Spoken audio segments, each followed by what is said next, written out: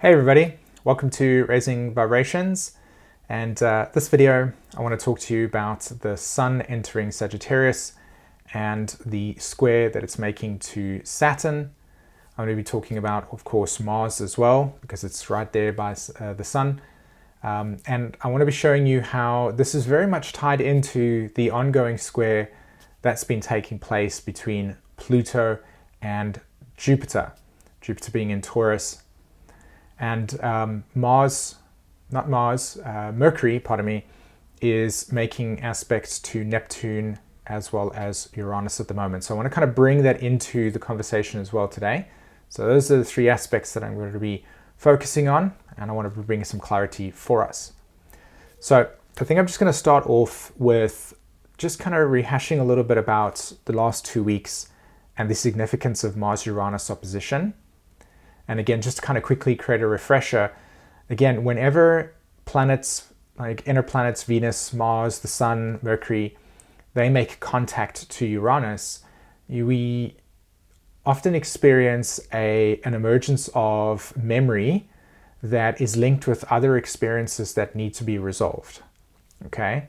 Not all the time does it need to be resolved, but it is where emotions and experiences need to be re-seen or re-understood or reprocessed or rethought about, so that we can deepen our understanding of the event or the dynamic or the situation that we have within our lives. So an example could be, like, let's say there's a conflict between yourself and a sibling and it's been ongoing for a long period of time. When you have Uranus aspects, like say for instance Venus transiting Uranus, it will bring up where there has been that conflict that's been existing in the long-term memory of your reality. So Uranus will reflect where this long-term memory is housed, and then when we have a transit to Uranus, it brings up this memory field and it saturates our ego structure, which is what we will interpret and experience as feelings of, oh, I remember this, or this feels unresolved, or this was an event that needs to be addressed. And 50% of the time these experiences are often emerge into our consciousness, and our defense mechanisms come in, and we don't actually notice that this is what's happening. It's more along the lines of like we just rehash the same story of wounding that originally occurred, right? So if there's an underlying feeling of shame that has happened and you don't know that that's the case, what it can often look like when you have Mars-Uranus oppositions or squares, or again Venus opposition squares, is it will come out as, these people are bad kind of thing. And that's what happens with when you're looking at Uranus aspects, right? We have these memory fields that come in, and they're always linked to different times and different experiences, and it's not easy to honestly work through. I think that's the reason why I'm sort of advocating for this way of looking at these transits, because at least if we know and we understand what these planets are representing and how we experience them in our our somatic field, we can at least start to kind of work with something that we previously would have been unconscious to. So as I said, this Mars-Uranus opposition that was taking place over the last 2 weeks really brought forward an opportunity to begin looking at where there has been and is wounding around experiences that you may carry. Okay, so it would have been a little bit turbulent over the last 2 weeks, and that's good because it needs to be the energy needs to be shaken so that stuff can come to the surface. So now that we have Mars and the Sun and Saturn in a square with each other, so Saturn's in Pisces, Mars is in the 29-degree marks of Scorpio, and we've got the Sun transiting into Sagittarius. Now that we have this square taking place, what we have is an opportunity to begin reflecting on the types of beliefs that we may have formed around these experiences, and we have an opportunity to individuate from these belief systems that may have crystallized around our experiences and our perceptions of reality. So this is pretty deep, right? It's not something that I think you can actually do independently. You do need to actively take some time to reflect on what is the type of position that you take around a belief system, and examine the underlying sort of core reasons for why you hold that belief. What's the type of motivation behind it?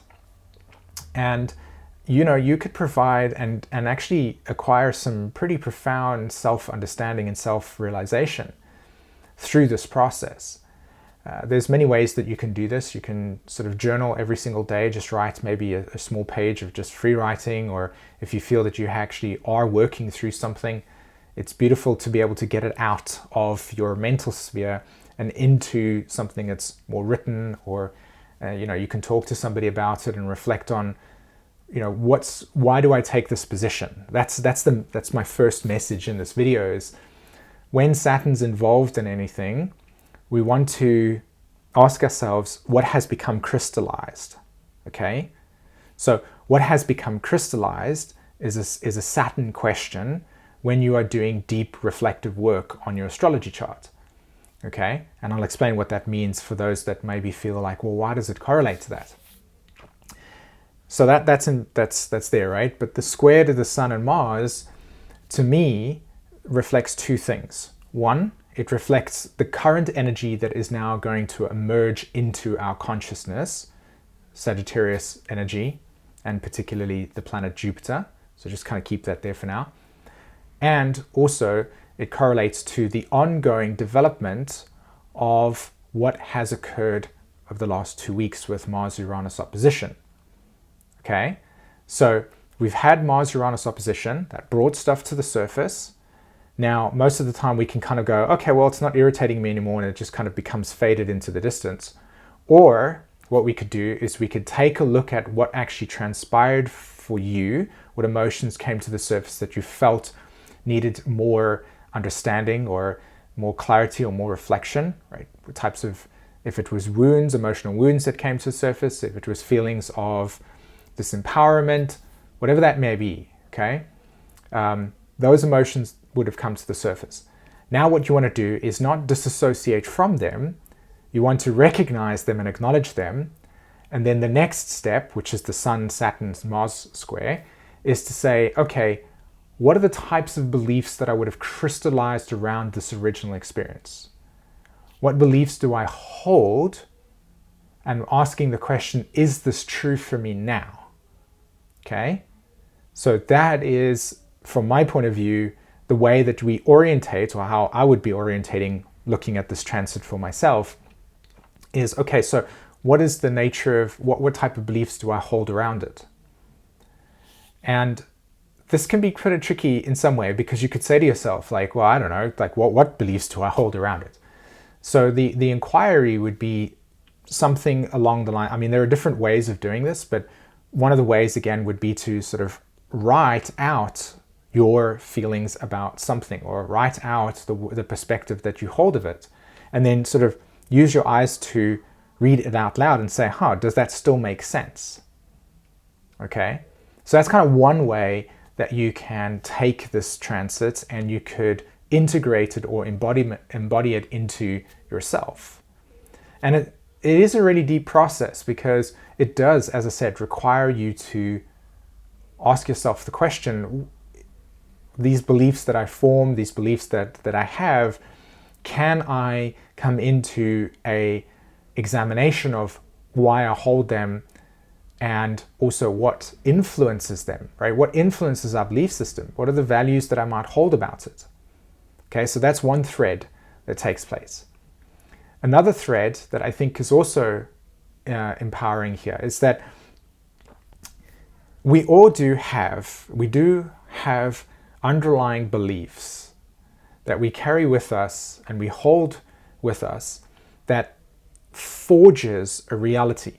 Okay, so it makes a reality. So we can say something like, I was told that I am not lovable.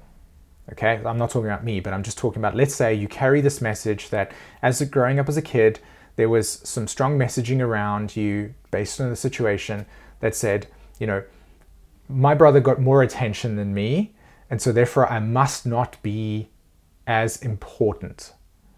Or I need that importance, and so therefore throughout my life I have created a reality that feeds that need to be seen, but underneath that belief that I have that I should be seen, and this is, I should go out and be the best in the world, right? That belief could be, that action could be driven by this underlying belief that you are not important, and so now you're going to go and prove it as a way of thinking, as a way of believing and structuring a reality.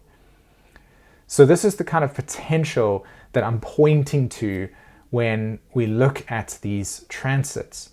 There's this really profound capacity for deep purging, that's the square to Saturn, okay, in Pisces, and releasing of certain crystallized impressions or emotional positions that we take in our lives, or stances that we take in our lives, or roles that we play, right, in our lives, that were formed at earlier parts of our emotional and psychological development.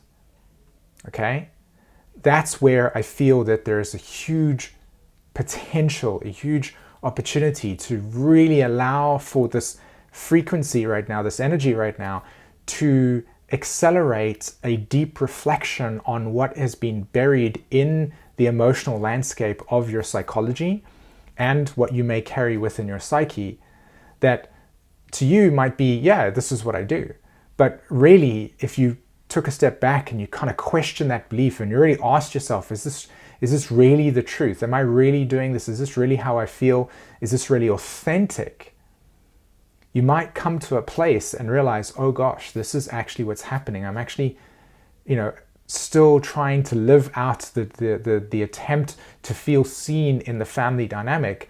And so what I'll do is I'll have extravagance, right? I'll be ostentatious. I'll make myself loud and seen by the world. But really, actually, what you're doing is you're trapped in this idea, this model, this behaviorism, this role of fulfilling something that is essentially, a trauma of the past, as an example. Okay, so I'm thinking of another way that I can kind of communicate this across, and I hope that this is landing for as many people as possible. Another take that I was thinking about when I was thinking about this video and how to present it and how to talk about it, the transits as well, is that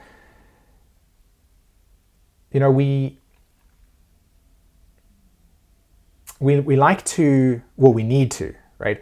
The way that our cognition works, there's some really fantastic work being done by a person called John Vervaeke, as well as Mark Miller and many other of people that surround John Vervaeke, Mark Miller. Mark Miller is more associated with what is called predictive processing. That's a fantastic little field of investigation and study that I highly recommend going to check out. If you just go onto YouTube and you type in Mark Miller and you type in predictive processing, and you just watch maybe 2 videos with, I think there's 2 with John Vervaeke and him talking, that will give you another way of understanding what I'm talking about here. There's a lot more academic language in there, so it might feel a little bit sort of, am I really connecting with the content? That is a field of study that I am deeply, deeply fascinated by at the moment, and I'm working on, just kind of a little bit of a side note here, I'm working on synthesizing the research that is to do with active inference, which is being able to understand how our cognition, so the way that we perceive the world and how we interact with it, and particularly the way that the brain organizes reality, these are very Sagittarius Neptune conversations, how it maps reality for us based on the incoming stimuli of our environment. So we'll kind of create maps of meaning based on inference, right? What is coming into our system and how our body is responding to it from an intellectual point of view, but also from the perspective of something that is more somatic. That's where I think the astrology is incredibly powerful, is that we'll carry these underlying formations of emotional sediments in our energetic field. And when we experience, say, an event externally and that comes into our energetic field, it bumps against these crystallized emotional imprints.